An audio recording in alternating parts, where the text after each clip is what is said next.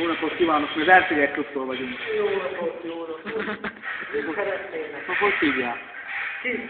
Magát. Nem tudom. Nem tudja. Tóth József. Tóth József. Mi az, amivel itt maga dolgozik? Ez esztergazó. Igen? Hogy működik? Hát kérlek szépen úgy működik, hogy a munkadarabot oda kell belehelyezni, ezt a menetvágó préselő akármiben.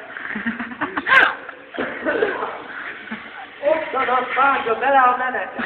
Elvisztenek oda, amikor belerakod a izét, a munkadarabot, olyankor rácsukod, fiamoztál, megy is. Istenet rácsukod, az rákban van.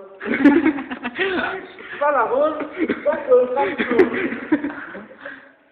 Tudod, bekapcsoljátok, azaz nyomod, leszorítod, és akkor elszorod ezt Istenetet, fiam, végetnék, kiengeded, visszatolod a munkadarabot, kiveszed, már rá van vágva a menet.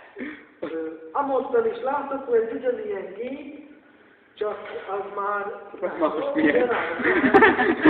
nem modernabb, ugyanaz. De teljesen más. Istenet lehet tekerni, szabályozni, hogy milyen hosszú legyen. Mégpedig lesz,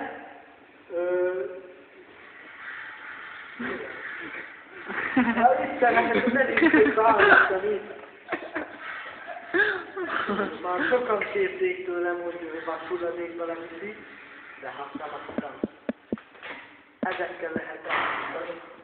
Mennyibe kerül egy ilyen gép? Egy ilyen gép... 4 millió dollár. Nem. Hát 1 millió körül van. Istenet az egész berendezés, ami van, több mint... Hát nem tudom, nem mondom őszintén. Hát hogy gyerekek, maguk minek tanulnak? Én most doktorálok. Igen, akkor mit keresnek itt? Hát kellett a csontkováshoz a hely. Még valamire kíváncsi? Nem, köszönjük, viszlát.